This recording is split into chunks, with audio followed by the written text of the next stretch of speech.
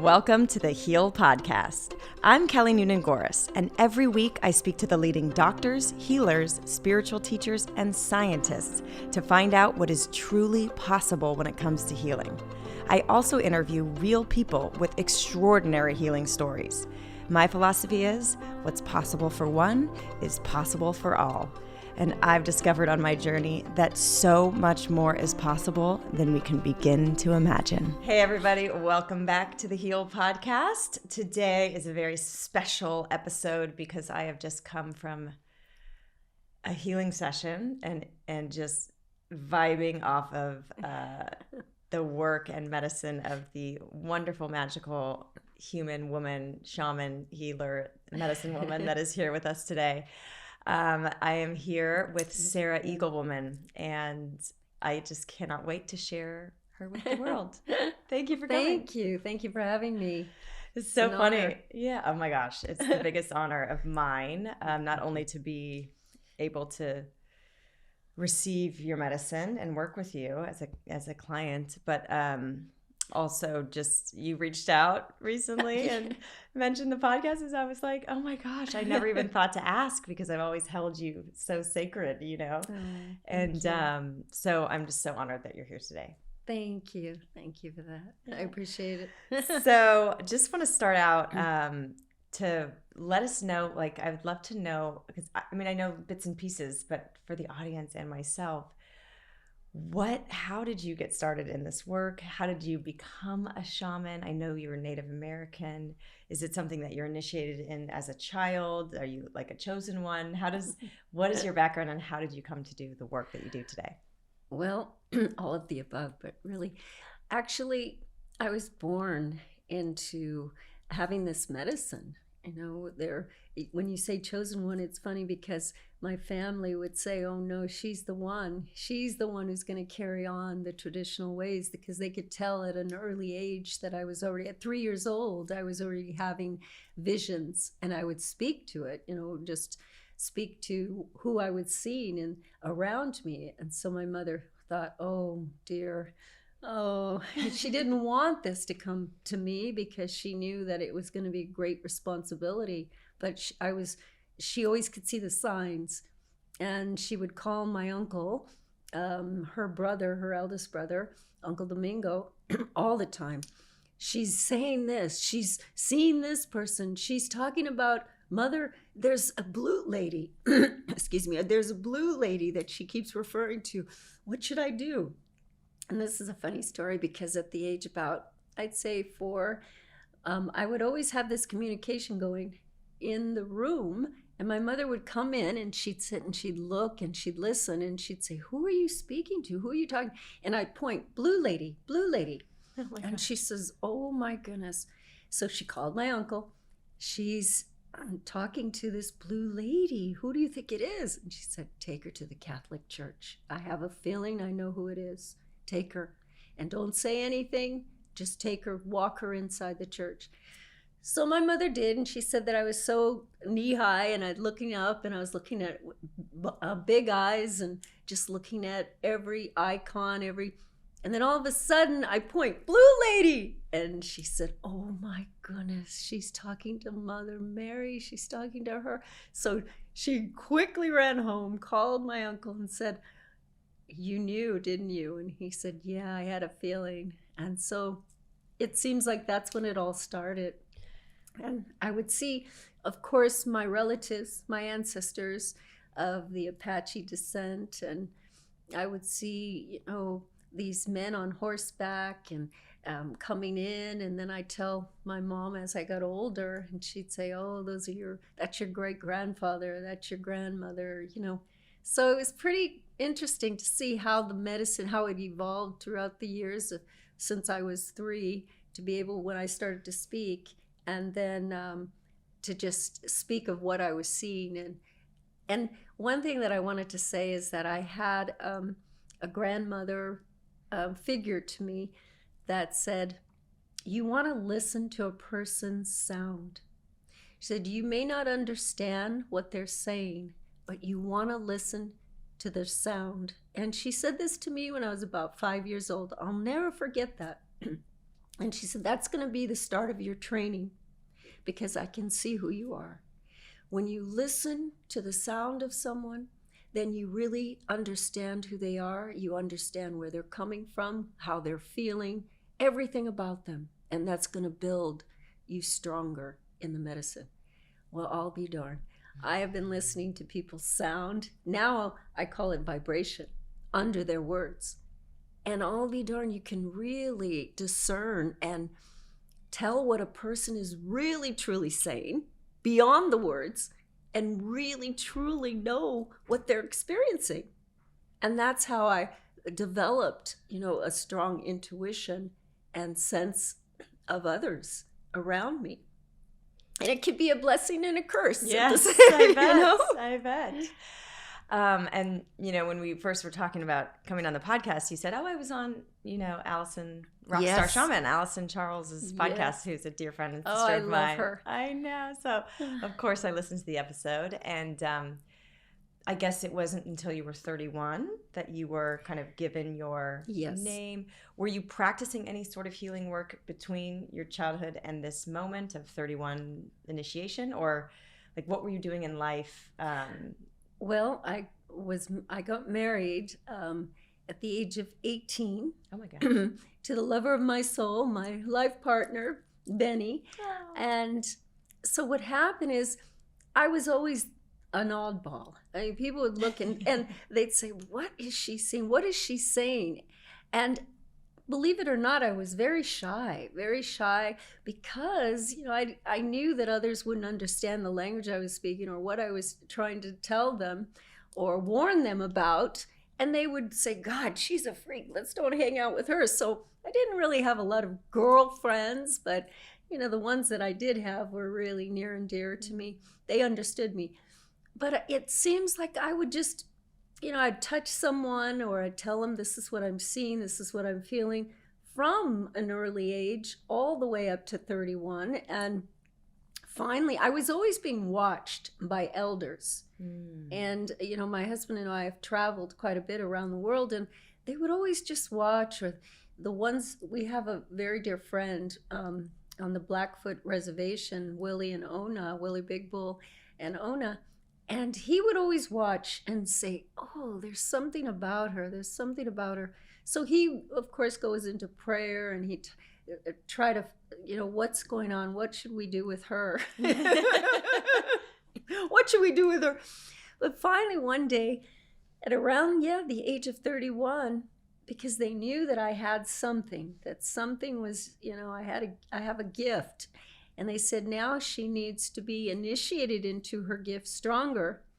And she needs to come out with this gift to the world, because this is a strong purpose of hers. So he called upon myself and my sister and my sister-in-law, and he said, you need to come to the reservation. You need to come. We have Elsa, the medicine woman. She's dreamt you, and she dreamt you very strongly, and she is insistent and persistent about you coming. So you need to come in and get your name, your initiation. I was like, oh, this is going to be fun. At the age of 30, 31, it's going to, I didn't really realize what it was going to entail.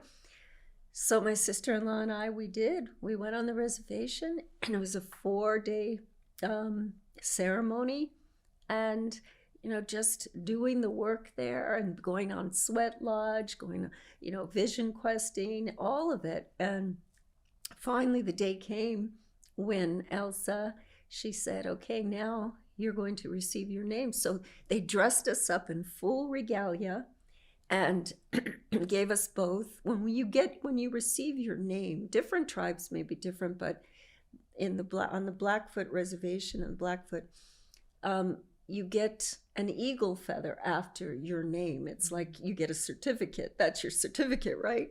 So she led us through the dance, the ceremony, and the community was all there present to see and to celebrate, of course, and to witness that we were going to get our names.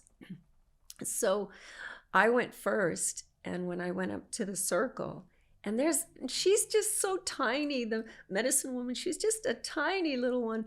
But I'll tell you, she put her hand right in the center of my back, and she spoke in Blackfoot, and she said, your name is Bitake, Bitake. And so the minute she put her hand on me, oh, I felt this power go through me that was so strong. And I actually, it's like I thought she pushed me almost to the other side of the room. And then I thought, this is really amazing. And I turned back to look at my sister-in-law, and she's just like, she has her eyes so wide and like, what just happened? So she gave me my eagle feather. And then Willie Big Bull told me, your name is Eaglewoman, Bitake. And so it means messenger of creators, and she who brings and anchors the heavenly gifts here on earth. Wow.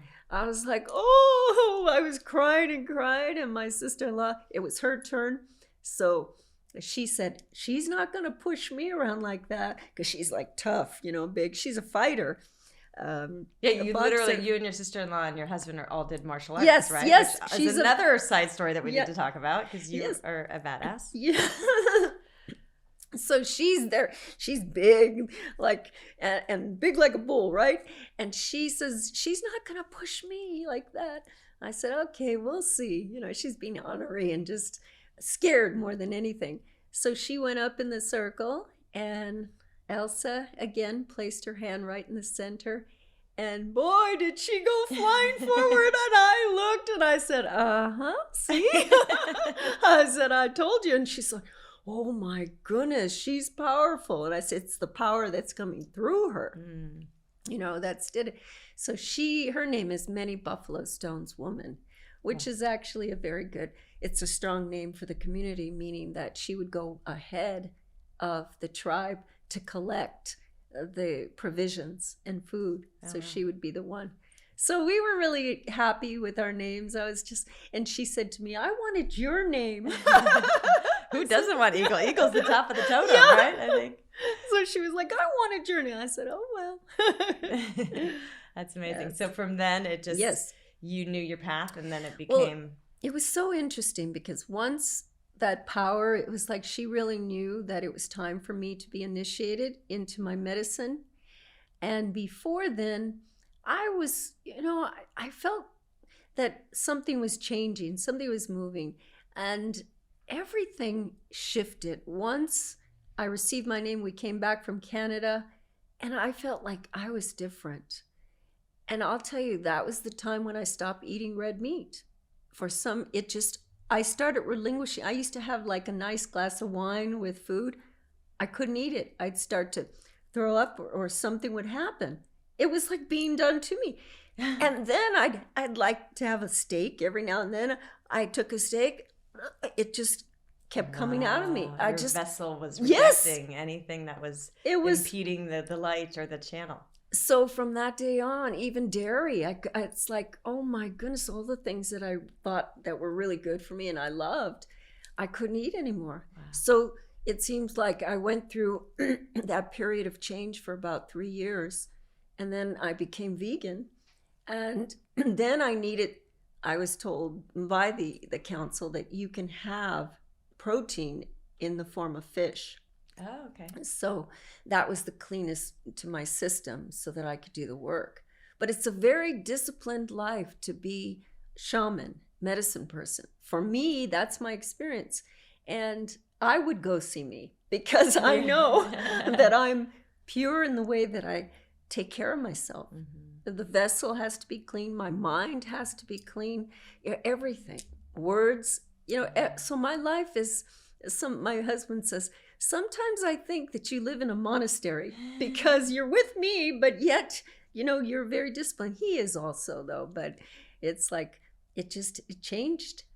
And that's being a responsible shaman, because you wouldn't want to go to somebody that's imbued with alcohol or toxic energy or food. So there's definitely I take it, oh my goodness, I take it very highly to always be in my best.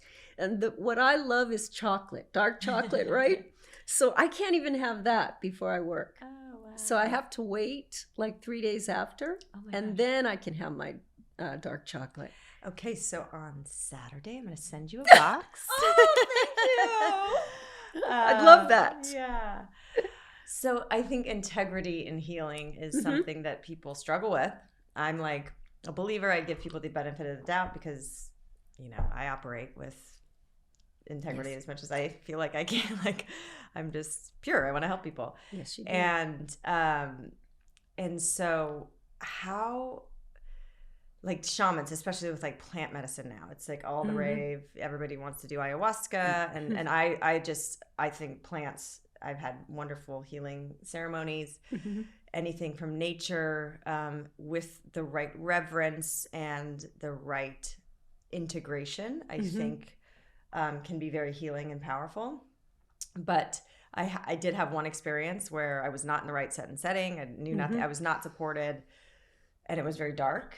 And so just for people, exploring plant medicine, because there's so many different kinds out there right now, and it's, again, trending.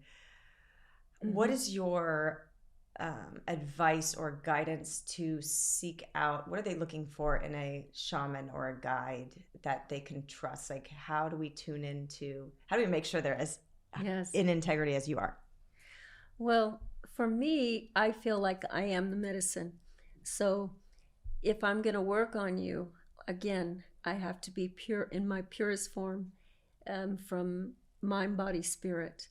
So it's a great responsibility. And I would look for a shaman, a healer, who you want to first experience them, how they live their lives. What do they do? And I know those shamans that don't have that kind of respect for themselves and hold the integrity, and then they go and work on someone else, or they work on people, and those people come to me to be cleansed and purified because the sacred space wasn't held with integrity and honor. And speaking to elders in different reservations, whether it be the Apache, Navajo, Blackfoot, they don't administrate any kind of, they call it hallucinogenics. And I've had deep, in-depth conversations with medicine people on the reservation, and they said it's not necessary, because what's happening here is it becomes an escapism. And if you take ayahuasca or you take any kind of hallucinogenics like that, what happens is you don't know where you're going to be going. So you need somebody. I always say, you tell the shaman, you come with me. And I want you to make sure that I'm safe. So if you could put your life on the line for me, I will do these ayahuasca, whatever it is, microdosing. But you put yourself there for me.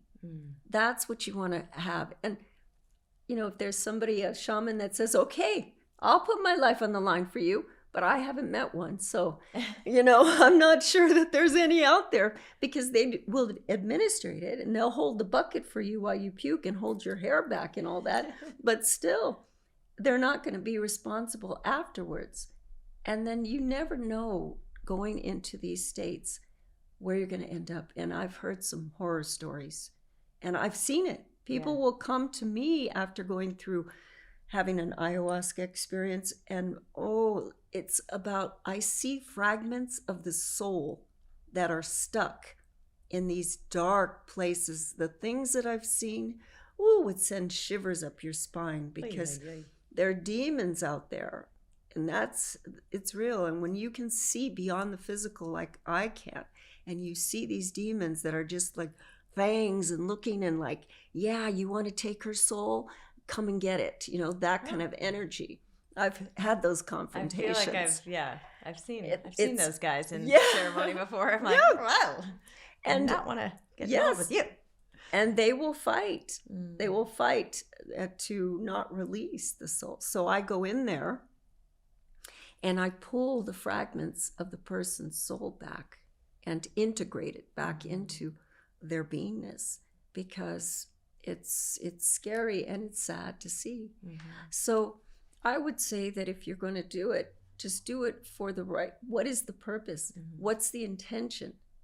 It's not an escapism, because it would be great if you could do the work cold sober. Mm-hmm. If you can have the courage to do the work cold sober, like I do the work I do with you and others, I mean, the most I would give you is sage tea. Mm-hmm.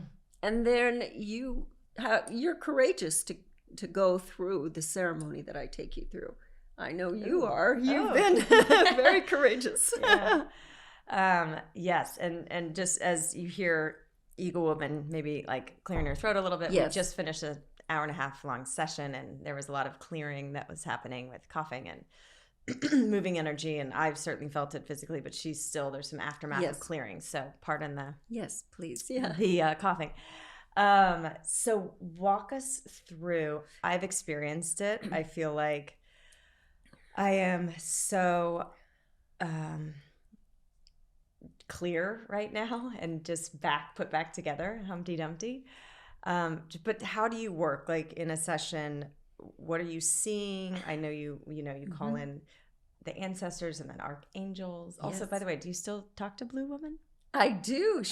In fact, she was there today with us, with you. Right away, she came in. That's so cool. She's so beautiful. And her essence is so beautiful. So yes, she was there for you. Amazing. You resonate really well. I mean, you're one of the daughters. That's how I see it. Is the daughters of Mary. So interesting. You said that because during the thing, when you were like going through the exercise at the end about when I'm getting triggered with anger, frustration that leads to shame and guilt or whatever. Yes. Let that be the thing to go, okay, now go into that vision of love. And so the first thing I thought of is like holding my daughter. She's nestling up the thing.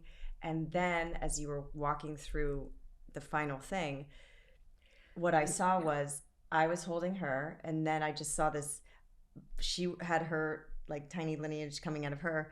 My mother was holding me, my grandmother was holding me, and then it was Mother Mary. That's right. That's crazy. That's amazing. Yes. But things like this happened all session where it's just weird.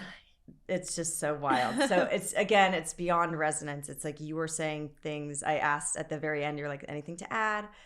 I'm like, one of my intentions and prayers was to heal my pelvic floor. And, I've worked with a lot of different people, and, shame on me, I haven't done followed through with the pelvic floor exercises and the fascia work and the things that I should be doing. But I was just like, you know what? I believe in miracles. I believe in energy. It feels like a reorganization. It feels spiritual. It feels emotional.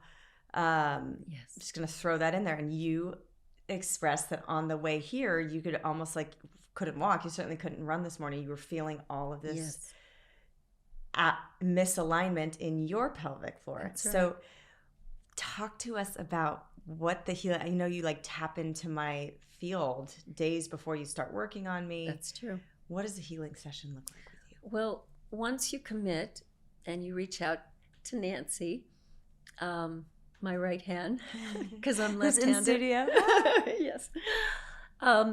Once the commitment, and I can feel it. I can feel that awe, and I start to have visions, and I don't know who's coming in because I don't want to know the name or any, but I just want to go in to the energy field, to the force field of you, and also just to experience you. So we go into a dream walking. And so I take you on an ethereal dream. I'm meeting with your soul, and I'm meeting with those aspects of you that need the healing. And so that is all taking place 3 days before. And I do at times carry it because I can feel it in my body. So it's a lot of alone time, a lot of time in meditation, and keep releasing so that when you do come, then I'm already in alignment to do what I'm told to do with you. But it just comes naturally. This is being done. I see it. And I work with your soul grid. So the soul grid, we all have a soul grid. It's like our thumbprint, it's always different. It's ever changing. But when I was able to see soul grids, it was so fascinating to me because I can actually see this energy movement. And when somebody would speak, I'd see, there's how would I describe it? It was like a constellation, yes, but you can feel the vibration in the invisible, subtle body of you, I could see what was going on. And I thought it was fascinating.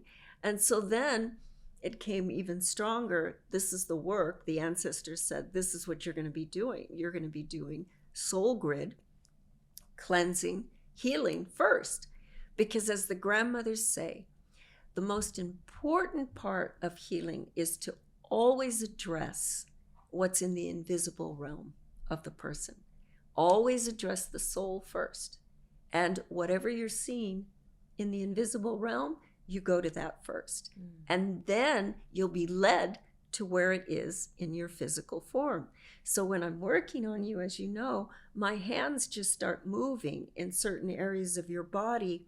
And what's fascinating is that when I'm guided to work on those, that's the connector. And I see, that's connected here. It's like a puzzle in a sense, or connecting the dots. It's like, okay, move that over here. And once I start to move and transform what's happening in your soul grid, it's fascinating to see how your whole physical and your auric field, like now, lights up. It's like, oh my goodness, even to this day, after doing the work over 40 years, I'm still fascinated on how working in this realm in this way, just a little movement and shift in consciousness or shift in your soul grid can make such a difference in your physical body, in your physical world. I've seen it. I know people call me that, and I'm telling you what others call me is the miracle worker. They said, she works miracles and it happens, and it's a shift in perception. If I can shift you in what you're perceiving and align it, and then there it is, align you to the gifts from above, as my name, Eaglewoman, is that alignment, anchoring heaven here on earth through you. And it's so amazing because then you accelerate to what you're supposed to be doing. You're free. And say the saying again, is it forget what you know and remember what you forgot? So the saying that I have is, that came to me long, long time ago, actually by the master Yeshua, who said, teach them this. And it's forget what you know, remember what you forgot. And he said, when you go on, you're going to be taking people on vision quest. On these vision quest, that's exactly what you're doing, is you're removing what they have so that they can remember who they are. Anchoring heaven here on earth through you. And I always see too, the sacred union. It's about remembering the sacred union with your maker, with the universal consciousness. Once you're connected up, it's amazing how it all starts to evolve and work through you. That's it. Yeah.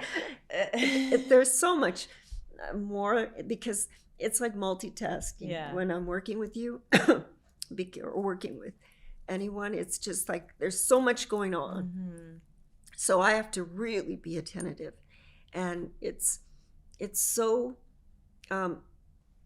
endocrine, it's so focused on every little thing that's happening around you, because that's the responsibility. It's like, okay, make sure this is don't do this, and who's coming in? Is there something negative that's coming in? Oh, okay, we got to take care of that. And we got to. So there's so much. Yeah, I'm in awe at how you can exist and see the things you see and experience the things, and hear the people sound, and still operate in the world of 3D. And Yes. I'd love to know, just to help people, because I believe that anything can be healed and transformed and transmuted and shifted and, remembered, your divinity, and come back to perfect alignment and health and wholeness. However, there's also the life path, fate, destiny, chosen path of the soul, and that may include healing but not living, or living a short life, or dealing with real challenges in this lifetime for a soul's purpose. Truly. Can you give me your bird's eye eagle view of why we come into these is a human life like a classroom and where you're learning lessons Yes. and expanding consciousness? What is your view? Yes, it's very true. It's about evolving, and also what I find it's about coming back to that sacred union is to forget what you know in the 3D so much as remembering what you forgot, where you came from, your purpose before you came here. That you're told. How I see it is there you have two, they're like spiritual bodyguards and teachers. I call them the soul dwellers. And they come in with us. When we come into this world, they come in. And when we exit the world, they're there too to escort us out. I've seen them. Cool. So it's fascinating. But they lay dormant. After infancy, then at the age about 3, they start to fade back so that we can truly experience a free will, which we came here to experience a free will. I had someone ask me, why does God allow disease or allow tragedies or all the things that are happening? Well, it isn't God that's allowing it. I feel that God, Creator, gave us a free will we came here to learn about choices, free will.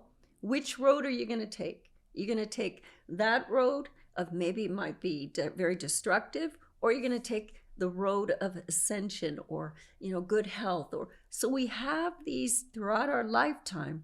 At any given moment, we can choose to take the high road or the low road. Mm-hmm. It just depends. And also it's brought to our soul. Sometimes the soul will say, you need to experience this so that let's see how quick you can transform from this.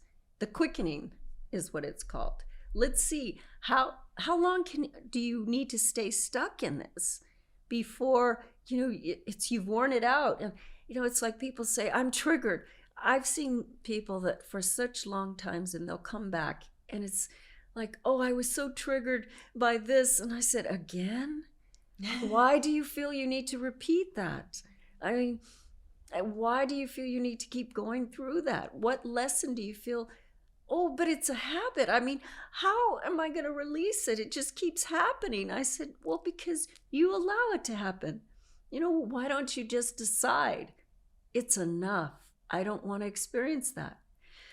I have to share this. Not long ago, it came to me by the ancestors, the elders, because they were getting pretty fed up too. They said, you know what? Enough with this trigger.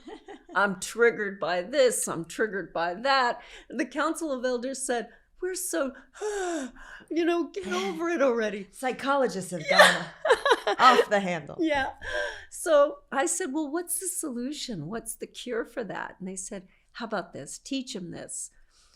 When they're triggered by a childhood, whatever something that happened to them, and it comes up in their daily life and they get paralyzed, in fear or whatever. In that moment when they're triggered by an incident or something that happened, use the word trigger immediately to think of a trigger point of how much love that you've accumulated. What love? Quickly go to that place.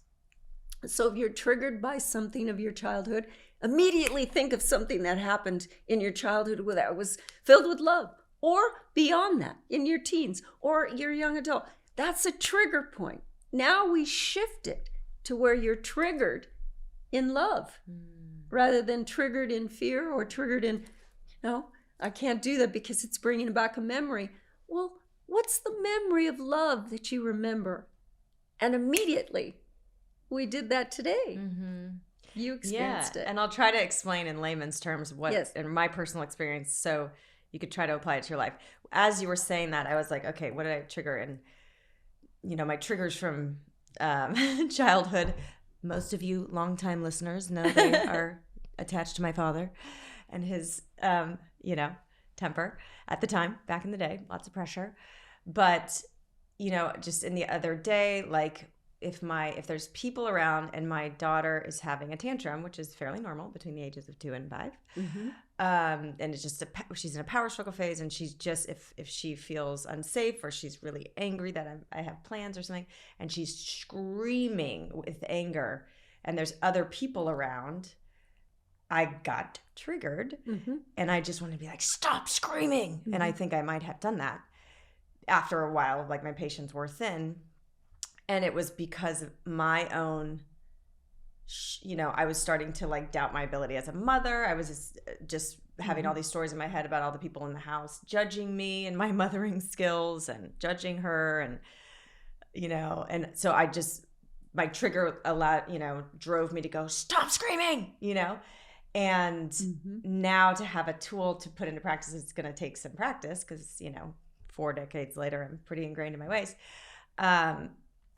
To go, okay, I'm getting triggered. I'm feeling it boiling. And it's like, oh no, I'm just in fear. And then go immediately quick into something that brings me that feeling of love. I'm excited to try the shift and I think the more practice that you have doing that, the more you kind of heal that original wounding of, I don't need to have shame around my dad being explosive and me being embarrassed or whatever it is, or them judging me for a mistake that I made in the public arena or whatever it is. And you start to heal that wounding, and because you're just dissolving that, you're just replacing it with love. And then you have more patience and space and expansion to hold space for your little one who's just learning how to be in the world. Yes. And that's the quickening. How fast can you get to that assemblage point? I call it the assemblage point of feeling safe within yourself in order to shift that trigger that you were experiencing. So it is a practice, and if you do it all the time, it comes up and you do it, and it comes up and you do it, before you know it, there's no triggers like that. Yeah. It's like, I'm free from it. Yeah. It's eagle medicine. It's the freedom of not feeling that. It's forgetting what you know, remembering what you forgot. Return to love, return to self. I feel safe within myself, so I've got this. Yeah. And remembering our divinity. And we're That's little fractals of divinity that come in here. It's true. Which leads me to my next question. We talk about soul fragments and souls. I mean, there's some people that come into the Charles Mansons of the world that come in and are lost souls, or they get they totally forget to remember. And there's just a darkness around their actions, psyche, everything. So my question is, and we touched on like demonic energies and stuff.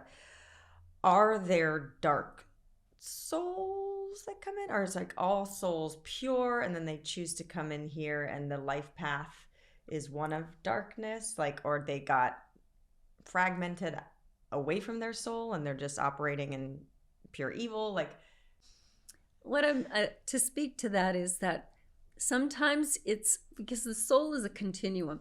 The soul never dies. It just continues from one lifetime to one experience to one. So that's what we should be doing here, is to go from one experience to the next experience, free from judgment, criticism, free from feeling suppressed.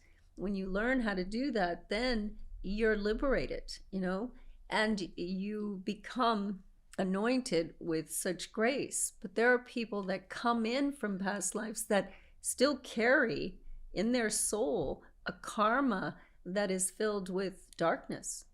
And so when they come to terms with, this is, I'm dark in that area, this is what, and if they see it and say, no, I don't want to do that, I want to change, I want to go a different path, then the soul evolves like that. But if it continues to want to hurt somebody else, or murder, whatever it may be, then the soul dissipates. It like lessens. It's fragmented, yes, but it goes into a place that's really dark. I've seen these places because there's many different levels of, you just don't go, once you pass here, you go right straight to heaven, right? No, it all depends. And I have to share this with you, what was told to me, because I had a near-death experience. So when I crossed over, I met with masters, I met with the elite and the divine deities, but one, like I said, who came to me was Yeshua, and he's like gorgeous energy, this energy that is so huge and beautiful that you're enveloped in this light. And the communication was, because I asked the question, what happens to people that they cross, because I'm working with so many people that or making their transition, they said, well, you're not judged. When you come over to the spirit realm, you're not judged, but you're measured. I said, you're measured? He said, you're measured by the amount of love first that you received. So if you receive love, you're taken to that place where you should be. And also you're measured by the amount of love you gave. So you can imagine where Manson, where you can imagine, because that's what the lesson. They weren't filled with love when they did their acts of violence and all those awful things. Hitler, he didn't do it out of love. So you're measured, that's what I was told, by the amount of love you can receive. How many people love these, villains and all these people? And how much love did they give? And that will determine the place of where you're going. And they showed me. Now, these are the places, and I actually did see where Hitler is. I did. And it's a spiral. He's constantly on a spiral. It's constant, like one of those hamster wheels. It's constantly like that. And he's viewing everything that he did to all those here in this lifetime. So it hasn't stopped. And it'll take a lot of people that have love in their hearts for someone like him to liberate him. But see, that was of his own doing. There you go. You have a free will. You harm someone. I think, it's the laws, and it's the laws of creators. It really is about, and the principles of creators. You go against that. Many religions speak of it. You go against it. Many spiritual walks speak of it. And what will happen? It's like that consequences of your actions. So I have seen where these people go, and it's not a good place. It's very dark. Okay. Yeah. Well, let's love. Let's just love. Remember, just it's remember. about measuring, not do the right judging. thing, people. Do the right thing. You Yeah, do not want to measure. end up on the hamster wheel, No. viewing all of your wrongs over and over. Oh my goodness. Okay, so To answer your question. yes, it's so good. Yeah, and so I guess, wait, real quick, just to ground it back into, the 3D realm. Yes. Do you still practice martial arts? Yes. And your husband, Benny. Yes. Tell us about that, because Benny I feel like the that's Benny the Jet. We got to Yes. get Benny on here. Yes. Tell us about just the medicine of martial arts, because I'm so intrigued, and what do you I feel like you could you look like this embodiment of feminine healing, and you could probably take me down with more movement. Oh, well, I feel it's important to be able to have a form of martial arts in the healing arts, because you need something, you need a release. You need to get it out, especially if you're doing this kind of work. You need movement. And so we do have movement. We have classes. Internal training is what my husband teaches. And Nancy, we're all a part of this because we know that we need it. We need to release it. And it's great to have that discipline, because it really helps. It helps on your intuition. It helps also in your elevation when you have a focus, like the martial arts, kickboxing, boxing, the arts. It's fascinating. And it brings your awareness to a higher degree of your surroundings, and you're not walking around all the time in fear. You just have confidence and trust of what you carry. And presence, probably always looking for other energies and being still. And that's right. More awareness, like you said, just that alone. We're so in our phones and just clueless. And so to bring us back to that present moment and be ready for anything. Yes, so he's a healer, and he's amazing too. So he's got a lot to say too, and the healing arts, and the way that he actually, the conduit of how he uses how he facilitates it through his teachings. It's amazing. Yeah. So I think we're a good match. We match up pretty well. And Cute. Yeah, he's my rock. Aw, You know, Benny. when he sees that I'm going up little, oh, come on. Come you back ground. down. Yeah. Let's go work out. Tell Yeshua you got a date with your husband. Yeah. Yes. And running is important too. Oh, yeah. We talked about that today. It's my medicine, and I haven't been able to do it for 5 years since I gave birth. And I'm just like, today, I'm like, I need the miracle of you will be pelvic floor healing so I can run the New York Marathon. You will. I know this to be true. You're going to be running. Oh, boy.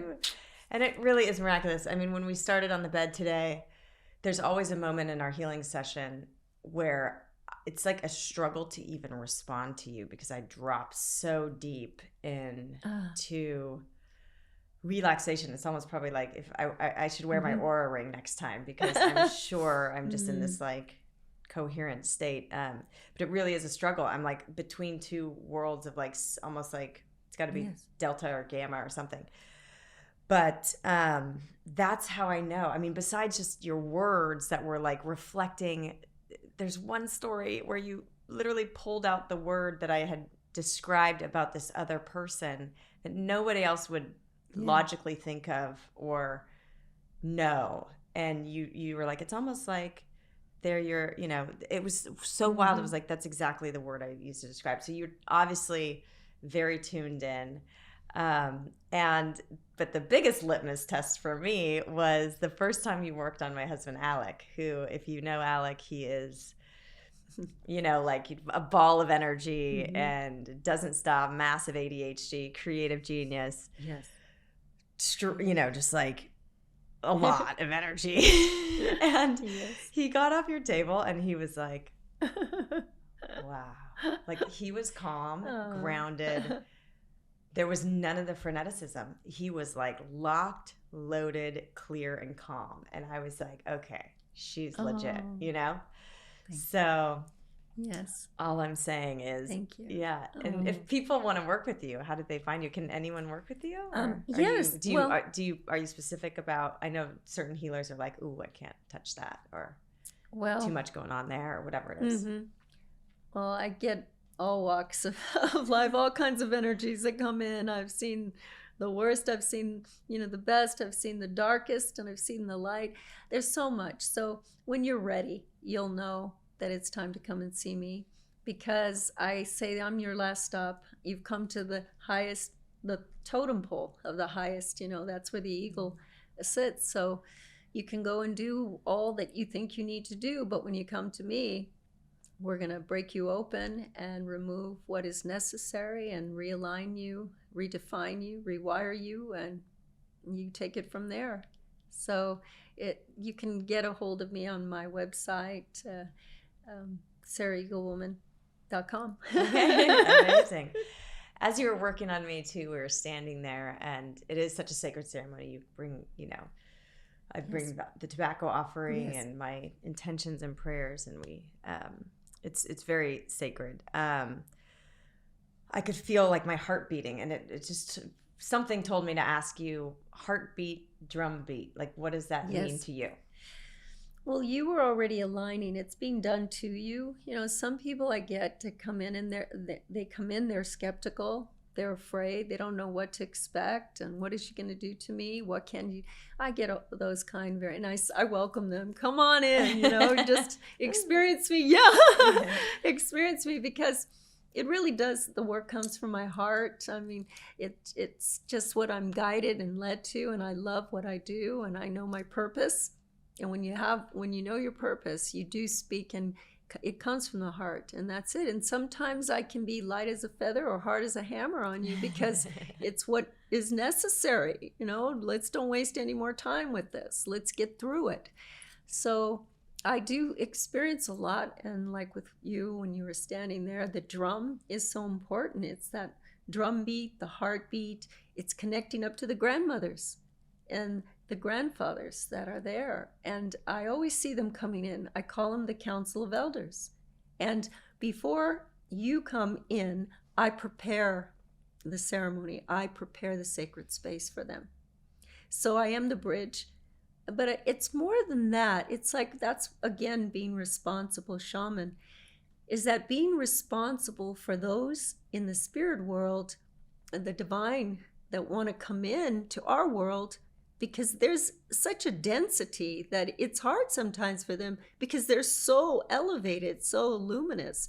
So I'm so honored to have this gift, to be able to anchor them, to bring them in and hold their consciousness here while we do the work. And that, to me, it's just, I'm just so honored to be able to do that for them.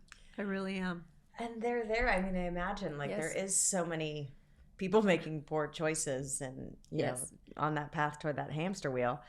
And so we need that, I think, access to the divine, access to the ancestors, access to angels and guides to help us remember. Because if we just let humans to their own devices, we'd all forget and it'd be like mayhem, right? Yes. So that's when I see healers like you and bridges to get us back to that pure guidance. And that's like when you were talking about plant medicine before, because I did do it in the right setting, and I was just, my intention was to like, I just want to experience it so I could, because my facialist had been talking about it for, 18 months, and I was like, okay, I'm ready. I'm the type that just like wants to dive and experience.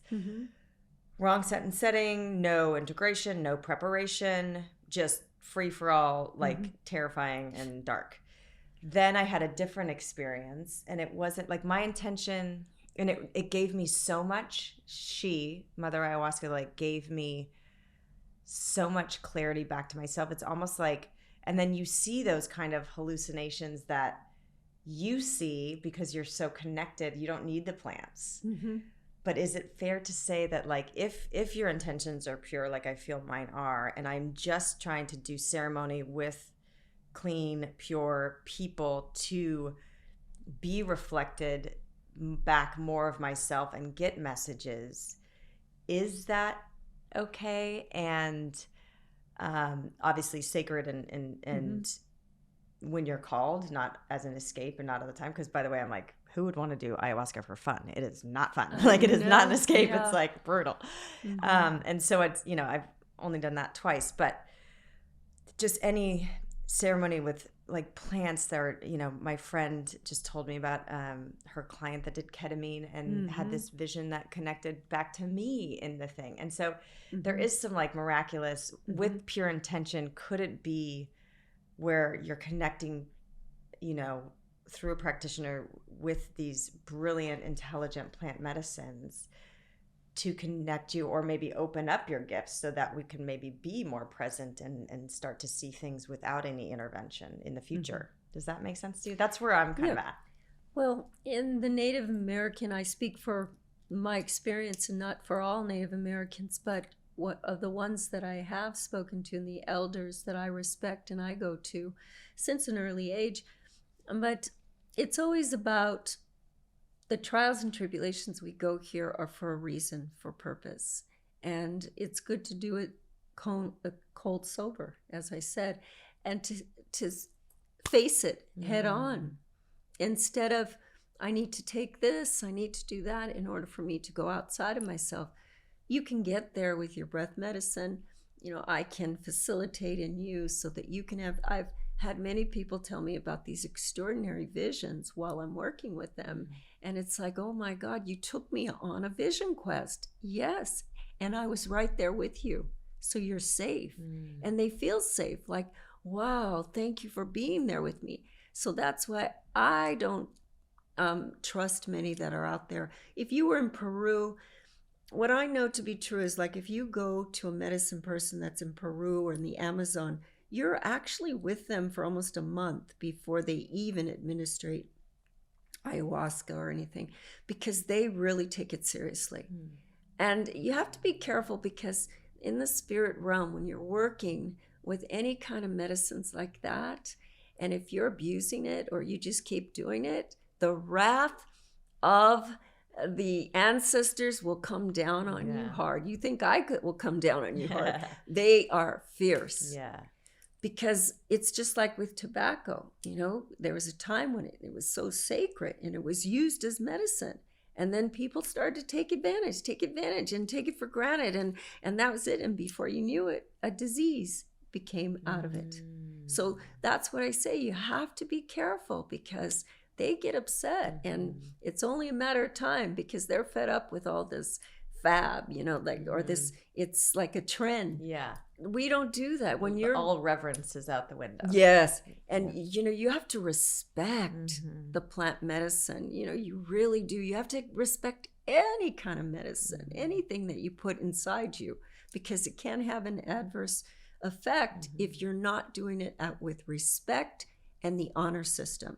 And that's why I'd say be careful, because it can really have a backlash. And it opens portals. So if if you're not in, and then the demons just go, wah! Yeah. And then what happened? What I asked a person is, what do you do with that information? Once you've got, oh my God, I saw this, I saw that, I was out there and this. What do you do with that information? How are you going to integrate that in your life? Or are you? Or was that just, no, I want to go back. I've known people that done ayahuasca for 20, even 45 times, and you could tell they're like in a different world. Yeah, it's that integration part that might take 6 months, 9 months, 12 months, 18 months. But it takes responsibility, it takes follow through, it takes commitment. And a lot of people just want to go back and get that high and that hit of like, oh my gosh, I got the divine wisdom of the tree of life or whatever. But you know what? With that said, it means they really don't want to be here. And you must have reverence for life. We've been given this life, no matter how it turns out or whatever. It's a gift. And so every time somebody wants to go on these trips, it's like they want to take themselves out of this life. Yes. And so, no, you stay here and learn your lessons sober in the way that you're right there and you could see it. That's why the work that I do is about, you may feel like you're in a different place but yet I'm still communicating with you on what needs to be transformed. So you're hearing it, but you're somewhere, in this vision questing, and you're in such a relaxed state that you are on vision quest, but we're working. I'm healing. I'm moving it. It's almost like, the conscious mind and the monkey mind is just shut down, and your body, I'm just like that's surrendered and in reception mode, and just like. That's right. And then you just open up, your heart opens up, your soul opens up. It's doctoring your soul. And your soul says, oh, yeah. And it's like you keep talking about it. You keep talking about what you need to heal. And it's happening because you're not in that state, that linear state any longer. Yeah. In that rational state. So that's what Eagle Medicine's about. Well, I'm here to tell you I am so honored and blessed to receive the medicine and to have received it today. I mean, I felt so seen and validated, which is all us humans really need for healing. And thank you so much. And I think that was so profound what you just said. It's like, that's the nugget. If you have the desire to live, and I think if you continue to study with the masters and hear conversations like this, to really understand that, like, let go of judgment. This life, this is an opportunity to learn, evolve, and like let go of the past. Like, you are now waking up to what you remember. That's right. And let all the other stuff go. It's like we're all on this journey. We all make mistakes. We're all fumbling, and there's every day you have a chance for a miracle to That's right. have a ceremony with you or another miracle that crosses your path, and you can. So it just like that reverence for life, that appreciation can shift everything. Even when you're at rock bottom or have so much fear, it's like we just have to arm ourselves with this like reverence and awe for the miracle of life. And the more we start to just find, even if you're at rock bottom, like just the little grain of salt that you could be grateful for, or the miracle of a baby, or that's right. Like a hawk like just grabbed a fish in the ocean the other day in front of us, and we were like, what just happened? It's just like a flower wonderful. Growing through the sidewalk. Like, these little, life is so miraculous. And if you can just cultivate that awe and listen and be reminded that, like, this is kind of, it's an opportunity. Absolutely. Have fun with it. Yeah. Even in the pain, even in the darkness. It's like you're going to come out. Look for that keyhole of light that's going to like lead you out of the darkness, because it's there if you can just find That's that so little true. granular piece That's of awe and gratitude. It's so true. That's it. Yeah. That's life. Anything else you want to leave us with before we say Well, goodbye? I just adore you, and I always have seen, once we uncover everything about you, you're the golden light, the golden child. I've always said that about you, that you're just very golden. And I appreciate you, and I appreciate what you're doing for so many in the world. So keep doing what you're doing, and you've got our support, as I told you, the ancestors, the Council of Elders. We got your back, and we support you in what you're doing. Oh my gosh. Thank you so much. Oh, bless you. All right. SaraEaglewoman.com. Go and yeah, thank you so much. Oh, it's my honor. Thank you for having me. Ahoy, Thank you for listening to the Heal Podcast. Be sure to tune in every Thursday for more empowering wisdom and inspiring healing stories. And make sure you hit the follow button on Apple, Spotify, or wherever you listen to podcasts so you don't miss that one episode that holds the answer you've been searching for. And please rate and review us so that we can grow and reach more people. Thanks so much, and be well.